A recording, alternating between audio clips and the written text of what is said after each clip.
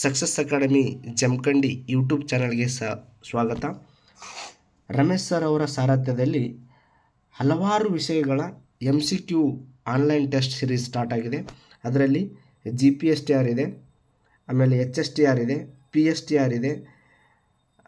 ಇದರೊಳಗಡೆ social science, PCMB, English, ಆಮೇಲೆ physical education teacher ಎಲ್ಲವೂ ಕೂಡ MCQ ರೂಪದೊಳಗೆ ಮತ್ತು ಡಿಸ್ಕ್ರಿಪ್ಟಿವ್ ರೂಪದೊಳಗಿರ್ತವೆ.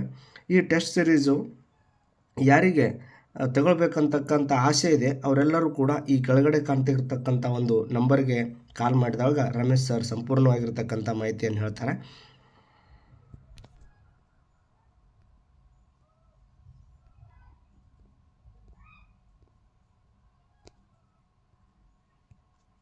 ಇವತ್ತು ನಾವು CBSE board class 6 social science family and community ಅಂತಕ್ಕಂತಹ ಅಧ್ಯಾಯದ ಪ್ರಮುಖ ಪ್ರಶ್ನೋತ್ತರಗಳನ್ನು ಚರ್ಚೆ ಮಾಡೋಣ.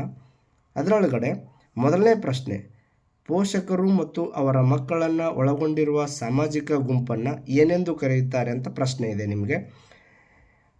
ಆಪ್ಷನ್ A ಸಮುದಾಯ, ಆಪ್ಷನ್ B ಸ್ನೇಹಿತರು, ಆಪ್ಷನ್ C ಕುಟುಂಬ, ಆಪ್ಷನ್ D ಸಂಬಂಧಿಕರು ಅಂತಕ್ಕಂಥದ್ದಿದೆ.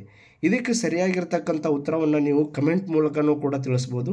ಇದಕ್ಕೆ ಸರಿಯಾಗಿರ್ತಕ್ಕಂಥ ಉತ್ತರ ಯಾವುದಪ್ಪ ಅಂತಂದ್ರೆ ಕುಟುಂಬ ಅಂತಕ್ಕಂಥದ್ದು ಇದಕ್ಕೆ ಸರಿಯಾಗಿರ್ತಕ್ಕಂಥ ಉತ್ತರ. ಅದೇ ರೀತಿಯಾಗಿ ಮುಂದಿನ ಪ್ರಶ್ನೆಗೆ ಹೋಗೋದಾದರೆ, ಮುಂದಿನ ಪ್ರಶ್ನೆ ಏನಾಗಿದೆ ಅನ್ನೋದನ್ನು ನೋಡೋದಾದರೆ,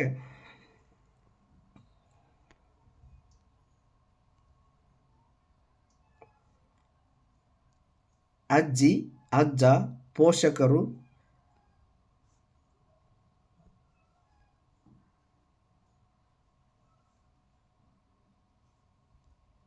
ಅಜ್ಜಿ, ಅಜ್ಜ, ಪೋಷಕರು, ಚಿಕ್ಕಪ್ಪ, ಚಿಕ್ಕಮ್ಮ ಮತ್ತು ಅವರ ಮಕ್ಕಳು ಒಟ್ಟಾಗಿ ವಾಸಿಸುವುದಕ್ಕೆ ಏನಂತ ಕರೀತಾರ ಅಂತಂತ ಕ್ವಶನ್ ಇದೆ. ನಿಮ್ಮ ಆಪ್ಷನ್ಗಳು ಈ ರೀತಿಯಾಗಿದ್ದಾವೆ: ಅವಿಭಕ್ತ ಕುಟುಂಬ, ಸಮಾಜ, ನೆರೆಹೊರೆ ಮತ್ತು ವಿಭಕ್ತ ಕುಟುಂಬ ಅಂತಕ್ಕಂಥದ್ದು. ಇದಕ್ಕೆ ಸರಿಯಾಗಿರ್ತಕ್ಕಂಥ ಉತ್ತರವನ್ನು ನೋಡೋದಾದರೆ ನಾವಿಲ್ಲಿ ಅವಿಭಕ್ತ ಕುಟುಂಬ ಅಂತ ಕರಿತೀವಿ, ಜಾಯಿಂಟ್ ಫ್ಯಾಮಿಲಿ ಅಂತ ಕರಿತೀವಲ್ಲ, ಅದಕ್ಕೆ ಇದು ಸರಿಯಾಗಿರ್ತಕ್ಕಂಥ ಉತ್ತರ. ಆ ಅವಿಭಕ್ತ ಕುಟುಂಬದೊಳಗೆ ಎಲ್ಲರನ್ನ ಒಳಗೊಂಡಿರ್ತೈತಿ.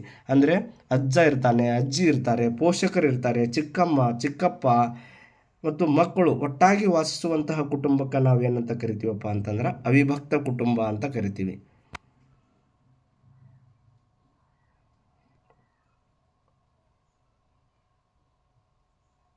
ಇನ್ನು ನೆಕ್ಸ್ಟು ಮೂರನೇ ಪ್ರಶ್ನೆ ಈ ರೀತಿಯಾಗಿದೆ: ಒಂದು ಕುಟುಂಬವು ಒಟ್ಟಾಗಿ ಮತ್ತು ಸಂತೋಷದಿಂದ ಬದುಕಲು ಅತ್ಯಂತ ಪ್ರಮುಖ ಮೌಲ್ಯಗಳು ಯಾವುವು ಅಂತಕ್ಕಂಥದ್ದು ಒಂದು ಕ್ವಶನ್ ಇದೆ ನಿಮಗೆ.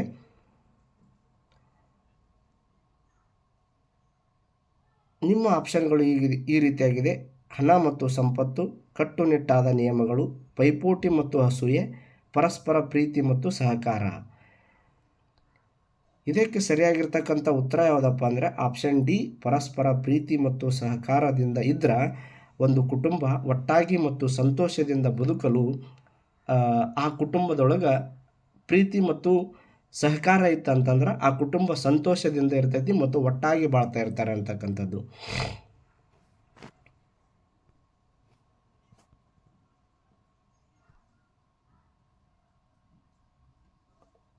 ಪ್ರಶ್ನೆ 4 ಈ ರೀತಿಯಾಗಿದೆ: ಯಾವ ಕುಟುಂಬದಲ್ಲಿ ತಂದೆ, ತಾಯಿ ಮತ್ತು ಅವರ ಅವಿವಾಹಿತ ಮಕ್ಕಳು ಮಾತ್ರ ಒಟ್ಟಾಗಿ ವಾಸಿಸುತ್ತಾರೆ, ಅಂಥದಕ್ಕೆ ನಾವು ಏನಂತ ಕರಿತೀವಿ ಅಂತಕ್ಕಂಥದ್ದು. ಏನೆಂದು ಒಟ್ಟಾಗಿ ವಾಸಿಸುವಂಥ ಕುಟುಂಬಕ್ಕೆ ಏನೆಂದು ಕರೀತಾರಪ್ಪ ಅಂತ ಕ್ವಶನ್ ಇದೆ.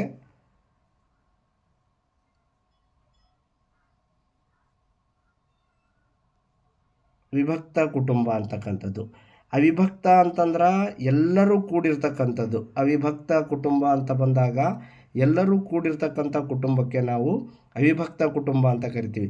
ಅದೇ ರೀತಿಯಾಗಿ ಈ ವಿಭಕ್ತ ಕುಟುಂಬ ಅಂತ ಬಂದಾಗ ಇಲ್ಲಿ ಯಾರ್ಯಾರು ಇರ್ತಾರಪ್ಪ ಅಂತಂದ್ರೆ ತಂದೆ, ತಾಯಿ, ಅವಿವಾಹಿತ ಮಕ್ಕಳು.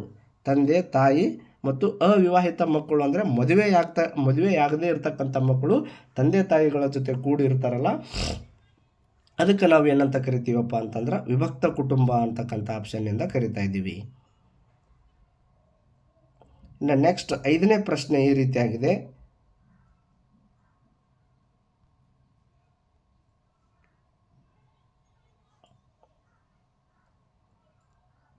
ಅನೇಕ ತಲೆಮಾರುಗಳ ಸದಸ್ಯರು ಒಂದೇ ಮನೆಯಲ್ಲಿ ಒಟ್ಟಾಗಿ ವಾಸಿಸುವ ಕುಟುಂಬವನ್ನು ಏನೆಂದು ಕರೆಯುತ್ತಾರೆ ಅಂತ ಕ್ವಶನ್ ಇದೆ. ಆಪ್ಷನ್ ಎ ವಿಭಕ್ತ ಕುಟುಂಬ, ಆಪ್ಷನ್ ಬಿ ಕೂಡು ಕುಟುಂಬ, ಆಪ್ಷನ್ ಸಿ ಸ್ನೇಹಿತ ಗುಂಪು, ಆಪ್ಷನ್ ಡಿ ನೆರೆಹೊರೆಯವರ ಗುಂಪು ಅಂತಕ್ಕಂಥದ್ದು. ಇಲ್ಲಿ ಅನೇಕ ತಲೆಮಾರುಗಳಿಂದ ಅಥವಾ ಅನೇಕ ತಲೆಮಾರುಗಳ ಸದಸ್ಯರು ಒಂದೇ ಮನೆಯಲ್ಲಿ ವಾಸಿಸುವ ಕುಟುಂಬವನ್ನು ಏನಂತ ಕರೀತಾರ ಅಥವಾ ಏನೆಂದು ಕರೀತಾರ ಅಂತ ಬಂದಾಗ ಇದಕ್ಕೆ ಸರಿಯಾಗಿರ್ತಕ್ಕಂಥ ಉತ್ತರ ಯಾವುದಪ್ಪ ಅಂತಂದ್ರೆ ಕೂಡು ಕುಟುಂಬ ಅಂತಕ್ಕಂಥದ್ದು. ಅವರು ಯಾವುದೇ ರೀತಿಯಾಗಿರ್ತಕ್ಕಂಥ ಬೇರೆ ಆಗಲು ನೋಡಿರೋದಿಲ್ಲ, ಅದಕ್ಕೆ ನಾವು ಏನಂತ ಕರಿತೀವಪ್ಪ ಅಂತಂದ್ರೆ ಕೂಡು ಕುಟುಂಬ ಅಂತಕ್ಕಂಥದ್ರಿಂದ ಕರಿತೀವಿ. ಇನ್ನು ನೆಕ್ಸ್ಟ್ ಪ್ರಶ್ನೆ ಏನಪ್ಪ ಅಂತಂದರೆ ಕೂಡು ಕುಟುಂಬದ 6ನೇ ಪ್ರಶ್ನೆ, ಕೂಡು ಕುಟುಂಬದ ಪ್ರಮುಖ ವೈಶಿಷ್ಟ್ಯವೆಂದರೆ ಯಾವುದು ಅಂತಕ್ಕಂಥದ್ದು. 6ನೇ ಪ್ರಶ್ನೆ ಈ ರೀತಿಯಾಗಿದೆ ನಿಮಗೆ, ಕೂಡು ಕುಟುಂಬದ ಪ್ರಮುಖ ವೈಶಿಷ್ಟ್ಯತೆ ಎಂದರೆ ಯಾವುದು?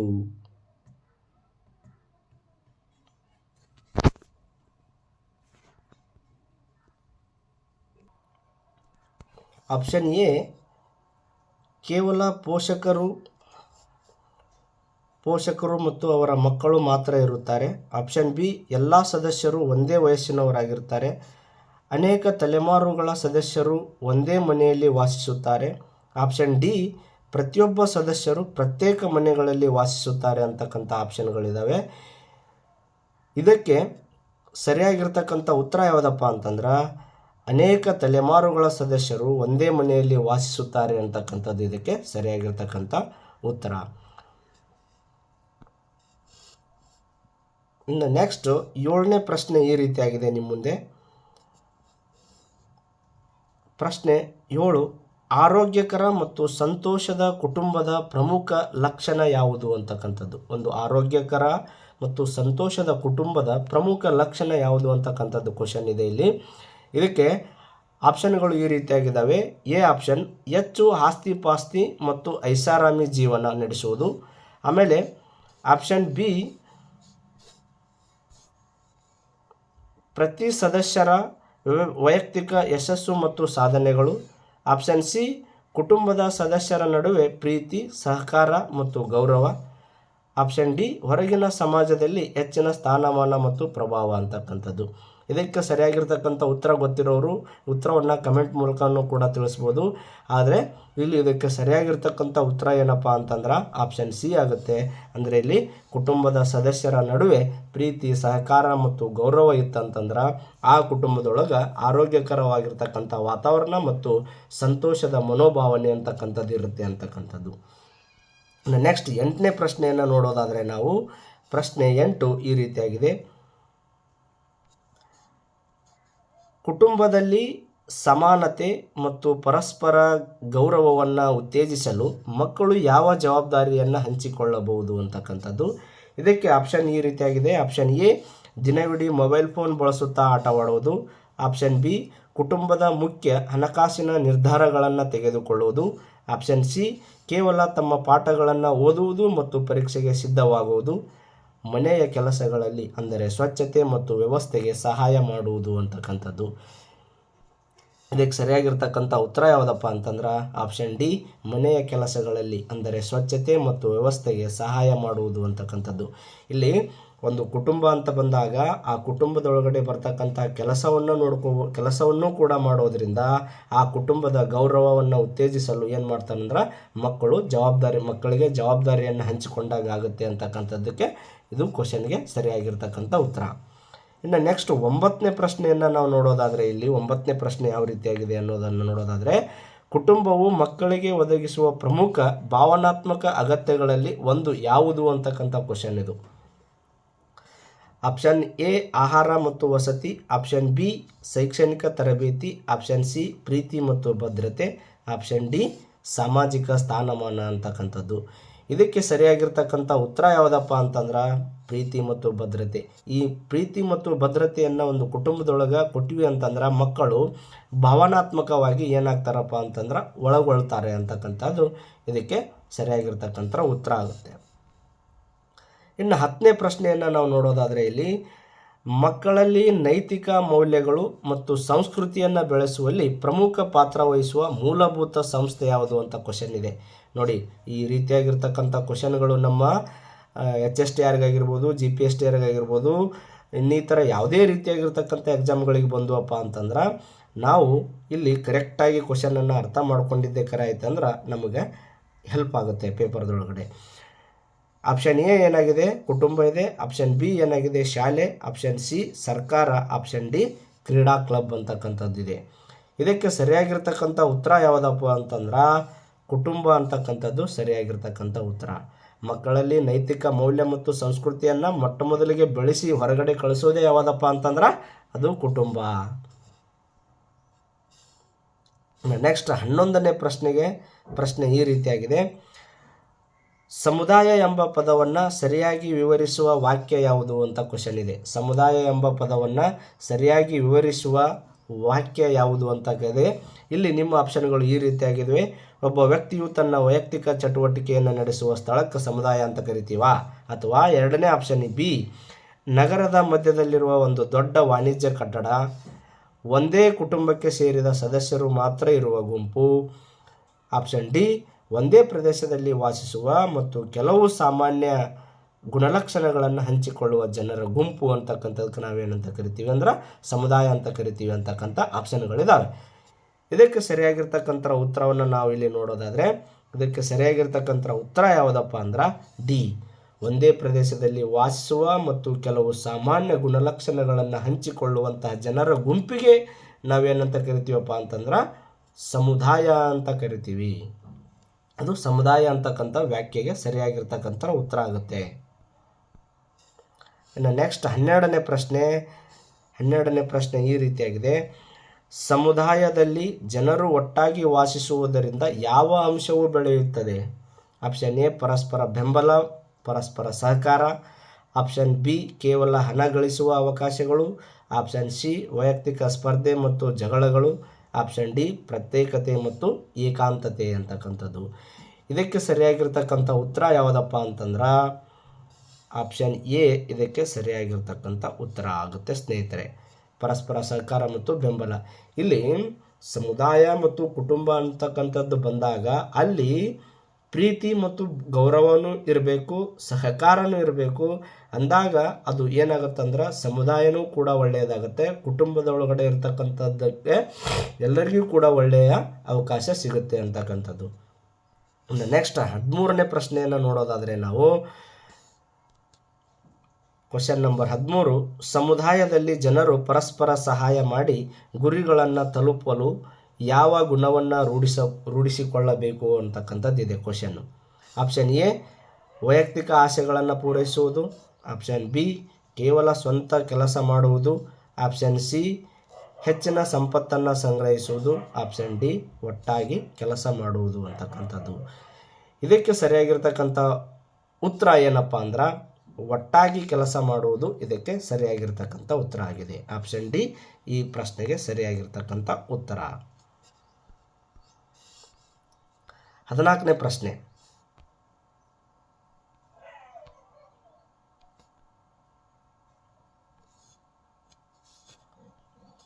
ಸಮುದಾಯದಲ್ಲಿನ ಸಹಕಾರದಿಂದ ಉಂಟಾಗುವ ಪ್ರಮುಖ ಪ್ರಯೋಜನ ಯಾವುದು ಅಂತ ಕ್ವಶನ್ ಇದೆ.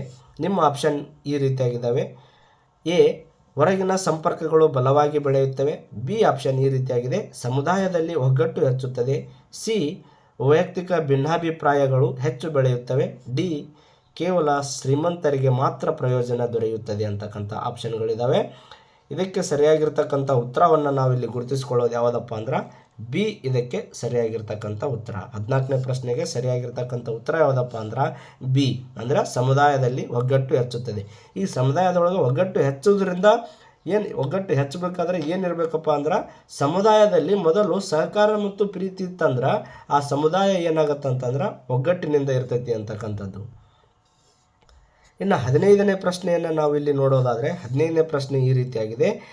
ಸಮಾಜದ ಮೂಲಭೂತ ಘಟಕ ಯಾವುದು? ಅಲ್ಲಿ ಮಕ್ಕಳು ಪ್ರೀತಿ, ಬೆಂಬಲ ಮತ್ತು ಮೌಲ್ಯಗಳನ್ನು ಕಲಿಯುತ್ತಾರೆ ಅಂತಕ್ಕಂಥದ್ದಿದೆ.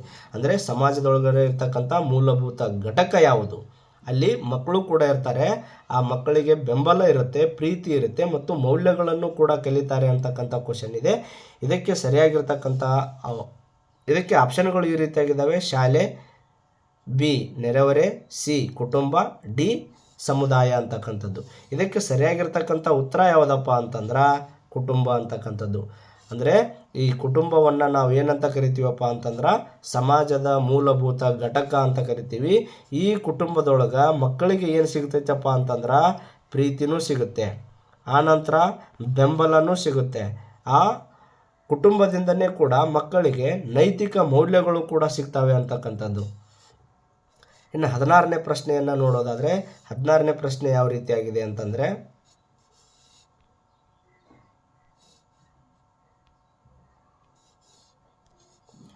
ಒಂದು ಸಮುದಾಯವು ಪರಿಣಾಮಕಾರಿಯಾಗಿ ಕಾರ್ಯನಿರ್ವಹಿಸಲು ಅದರ ಸದಸ್ಯರ ಅಗತ್ಯಗಳನ್ನು ಪೂರೈಸಲು ಯಾವ ಪ್ರಮುಖ ಅಂಶಗಳು ಬೇಕಾಗುತ್ತವೆ ಅಂತಕ್ಕಂಥದ್ದಿದೆ. ಆಪ್ಷನ್ ಎ ಸಹಕಾರ ಮತ್ತು ಪರಸ್ಪರ ಅವಲಂಬನೆ, ಆಪ್ಷನ್ ಬಿ ಸ್ಪರ್ಧೆ ಮತ್ತು ವೈಯಕ್ತಿಕ ಸಂಪತ್ತು, ಆಪ್ಷನ್ ಸಿ ಪ್ರತ್ಯೇಕತೆ ಮತ್ತು ಸ್ವಾವಲಂಬನೆ, ಆಪ್ಷನ್ ಡಿ ವಿವಾದಗಳು ಮತ್ತು ಭಿನ್ನಾಭಿಪ್ರಾಯಗಳು ಅಂತಕ್ಕಂಥದ್ದಿದೆ. ಇದಕ್ಕೆ ಸರಿಯಾಗಿರ್ತಕ್ಕಂಥ ಉತ್ತರ ಯಾವುದಪ್ಪ ಅಂತಂದ್ರೆ ಸಹಕಾರ ಮತ್ತು ಪರಸ್ಪರ ಅವಲಂಬನೆ, ಆಪ್ಷನ್ ಎ ಇದಕ್ಕೆ ಸರಿಯಾಗಿರ್ತಕ್ಕಂಥ ಉತ್ತರ. ನೋಡಿ, ಆವಾಗಲೇ ಹೇಳಿದ್ವಿ ನಾವು, ಒಂದು ಸಮುದಾಯದೊಳಗೆ ಪರಿಣಾಮಕಾರಿಯಾಗಿ ಕಾರ್ಯನಿರ್ವಹಿಸ್ಬೇಕಂತಂದ್ರೆ ಅಲ್ಲಿ ಏನು ಬೇಕಪ್ಪ ಅಂತಂದ್ರೆ ಪ್ರೀತಿ ಬೇಕು, ಆನಂತರ ಸಹಕಾರ ಬೇಕು, ಅದೇ ರೀತಿಯಾಗಿರ್ತಕ್ಕಂತಹ ಪರಸ್ಪರ ಎಲ್ಲರೂ ಕೂಡ ಏನಾಗಿರ್ಬೇಕಪ್ಪ ಅಂತಂದ್ರೆ ಒಗ್ಗಟ್ಟಿನಿಂದ ಇರಬೇಕು ಅಂತಕ್ಕಂಥ ಅಂಶಗಳನ್ನು ನಾವು ನೋಡ್ಕೊಂಡ್ವಿ. ಅದಕ್ಕಾಗಿ ಇಲ್ಲಿ ಸರಿಯಾಗಿರ್ತಕ್ಕಂಥ ಉತ್ತರ ಏನಾಗುತ್ತಪ್ಪ ಅಂದ್ರೆ ಸಹಕಾರ ಮತ್ತು ಪರಸ್ಪರ ಅವಲಂಬನೆ ಅಂತಕ್ಕಂಥದ್ದು ಸರಿಯಾಗಿರ್ತಕ್ಕಂಥ ಉತ್ತರ ಆಗುತ್ತೆ.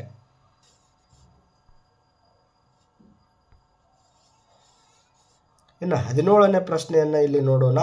17ನೇ ಪ್ರಶ್ನೆ ಈ ರೀತಿಯಾಗಿದೆ.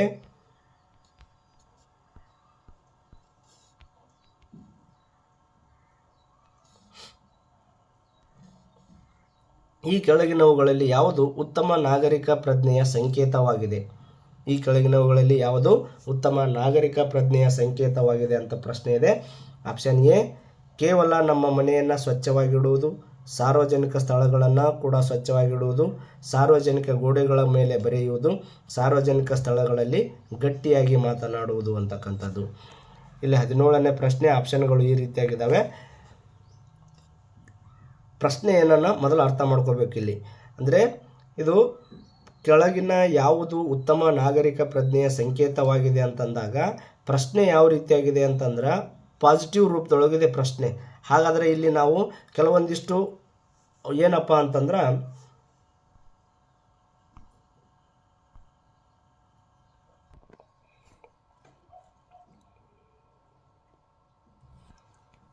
ಪ್ರಶ್ನೆ ಪಾಸಿಟಿವ್ ರೂಪದೊಳಗಿದೆ.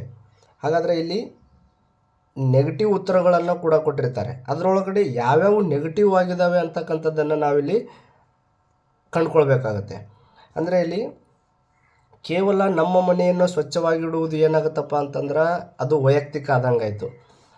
ಆಪ್ಷನ್ ಬಿ ಏನನ್ಸುತ್ತಪ್ಪ ಅಂದ್ರೆ ಸಾರ್ವಜನಿಕ ಸ್ಥಳಗಳನ್ನು ಸ್ವಚ್ಛವಾಗಿಡುವುದು ಅಂತಕ್ಕಂಥದ್ದು ಒಂದು ರೀತಿಯೊಳಗೆ ಪಾಸಿಟಿವ್ದೊಳಗೆ ಬರುತ್ತೆ. ಸಾರ್ವಜನಿಕ ಗೋಡೆಗಳ ಮೇಲೆ ಬರೆಯುವುದು ಇದು ಸಂಪೂರ್ಣವಾಗಿರ್ತಕ್ಕಂಥದ್ದು ತಪ್ಪು. ಸಾರ್ವಜನಿಕ ಸ್ಥಳಗಳಲ್ಲಿ ಗಟ್ಟಿಯಾಗಿ ಮಾತನಾಡುವುದು, ಕೇವಲ ಸಾರ್ವಜನಿಕ ಸ್ಥಳಗಳೊಳಗೆ ಗಟ್ಟಿಯಾಗಿ ಮಾತಾಡೋದ್ರಿಂದ ಏನಾಗುತ್ತೆ ಅಂತಂದ್ರೆ ಉತ್ತಮ ನಾಗರಿಕತೆಯ ಉತ್ತಮ ನಾಗರಿಕ ಪ್ರಜೆಯ ಪ್ರಜ್ಞೆ ಆಗೋದಿಲ್ಲ. ಹಾಗಾದರೆ ಇಲ್ಲಿ ಇದಕ್ಕೆ ಸರಿಯಾಗಿರ್ತಕ್ಕಂಥ ಉತ್ತರ ಏನಾಗುತ್ತಪ್ಪ ಅಂದ್ರೆ ಸಾರ್ವಜನಿಕ ಸ್ಥಳಗಳನ್ನು ಸ್ವಚ್ಛವಾಗಿಡುವುದು ಅಂತಕ್ಕಂಥದ್ದು ಇದಕ್ಕೆ ಸರಿಯಾಗಿರ್ತಕ್ಕಂಥ ಉತ್ತರ ಆಗುತ್ತೆ. ಇನ್ನು 18ನೇ ಪ್ರಶ್ನೆ,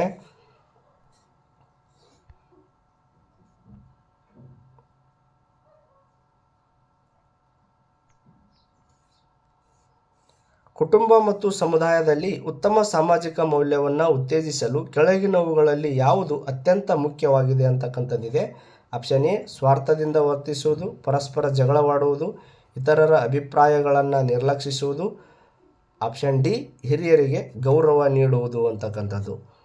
ಇಲ್ಲಿ ಆಪ್ಷನ್ ಡಿ ಅಂತಕ್ಕಂಥದ್ದು ಏನು ಹಿರಿಯರಿಗೆ ಗೌರವ ನೀಡುವುದು ಅಂತಕ್ಕಂಥದ್ದು ಏನಾಗುತ್ತಪ್ಪ ಅಂತಂದ್ರೆ ಈ ಪ್ರಶ್ನೆಗೆ ಸರಿಯಾಗಿರ್ತಕ್ಕಂಥ ಉತ್ತರ ಆಗುತ್ತೆ ಸ್ನೇಹಿತರೆ. 19ನೇ ಪ್ರಶ್ನೆ, ಯಾವ ಕುಟುಂಬದಲ್ಲಿ ಪೋಷಕರು ಅವರ ಮಕ್ಕಳು ಮಾತ್ರ ಒಟ್ಟಾಗಿ ವಾಸಿಸುತ್ತಾರೆ? ಯಾವ ಕುಟುಂಬದಲ್ಲಿ? ನಾವು ಆವಾಗಲೇ ಮೇಲ್ಗಡೆ ಯಾವ್ಯಾವ ಕುಟುಂಬದೊಳಗೆ ಯಾರ್ಯಾರು ಇರ್ತಾರೆ, ಯಾವ್ಯಾವ ಕುಟುಂಬದೊಳಗೆ ಯಾರು ಇರಲ್ಲ ಅಂತ, ಯಾರ್ಯಾರು ಇರ್ತಾರೆ ಇರೋದಿಲ್ಲ ಅಂತಕ್ಕಂಥದ್ದನ್ನು ನೋಡ್ಕೊಂಡ್ವಿ. ಅದಕ್ಕೆ ಆಪ್ಷನ್ ಎ ಸಮುದಾಯ, ಆಪ್ಷನ್ ಬಿ ಸಂಯುಕ್ತ ಕುಟುಂಬ, ಆಪ್ಷನ್ ಸಿ ಅವಿಭಕ್ತ ಕುಟುಂಬ, ಆಪ್ಷನ್ ಡಿ ವಿಸ್ತೃತ ಕುಟುಂಬ ಅಂತಕ್ಕಂಥದ್ದಿದೆ. ಇಲ್ಲಿ ಇದಕ್ಕೆ ಸರಿಯಾಗಿರ್ತಕ್ಕಂಥ ಉತ್ತರ ಅಂತ ಬಂದಾಗ ಸಿ ಅಂತಕ್ಕಂಥದ್ದು. ಸಿ ಅಂತಂದ್ರೆ ಅವಿಭಕ್ತ ಕುಟುಂಬ ಅಂತಕ್ಕಂಥದ್ದನ್ನು ನೋಡಿದ್ವಿ ನಾವು. ಈ ಅವಿಭಕ್ತ ಕುಟುಂಬದೊಳಗೆ ಯಾರ್ಯಾರು ಇರ್ತಾರೆ ಅನ್ನೋದನ್ನು ಮೇಲ್ಗಡೆ ಪ್ರಶ್ನೆದೊಳಗಡೆನೆ ನೋಡ್ಕೊಂಡು ಬಂದ್ಬಿಟ್ವಿ. ಅಲ್ಲಿ ಪೋಷಕರು ಮತ್ತು ಮಕ್ಕಳು ಒಟ್ಟಾಗಿ ಇರ್ತಾರೆ, ಪೋಷಕಗಳು ಮತ್ತು ಮಕ್ಕಳು ಒಟ್ಟಾಗಿಯೇ ಇರ್ತಾರೆ ಅಂತಕ್ಕಂಥದ್ದು. ಇನ್ನು 20ನೇ ಪ್ರಶ್ನೆಯನ್ನು ನಾವು ಇಲ್ಲಿ ನೋಡೋದಾದರೆ, ಪ್ರಶ್ನೆ ನಂಬರ್ 20, ಸಮುದಾಯದಲ್ಲಿನ ವೈವಿಧ್ಯತೆಯು ಯಾವ ಕಾರಣದಿಂದ ಸಮುದಾಯವನ್ನು ಬಲಪಡಿಸುತ್ತದೆ ಅಂತಕ್ಕಂಥದ್ದಿದೆ. ಆಪ್ಷನ್ ಎ ಭಿನ್ನಾಭಿಪ್ರಾಯಗಳು ಮತ್ತು ತೊಂದರೆಗಳು, ಆಪ್ಷನ್ ಬಿ ಏಕರೂಪದ ಆಲೋಚನೆಗಳು ಮತ್ತು ಸಂಪ್ರದಾಯಗಳು, ಸಣ್ಣ ಗುಂಪುಗಳ ರಚನೆ, ಹೊಸ ಕೋನಗಳು ಮತ್ತು ಕಲಿಕೆ ಅಂತಕ್ಕಂಥದ್ದಿದೆ. ಇದಕ್ಕೆ ಸರಿಯಾಗಿರ್ತಕ್ಕಂಥ ಉತ್ತರ ಏನಪ್ಪ ಅಂದ್ರೆ ಆಪ್ಷನ್ ಡಿ ಸರಿಯಾಗಿರ್ತಕ್ಕಂಥ ಉತ್ತರ. ಹೊಸ ದೃಷ್ಟಿಕೋನಗಳು ಮತ್ತು ಕಲಿಕೆ ಅಂತಕ್ಕಂಥದ್ದು ಇದಕ್ಕೆ ಸರಿಯಾಗಿರ್ತಕ್ಕಂಥ ಉತ್ತರ ಆಗುತ್ತೆ.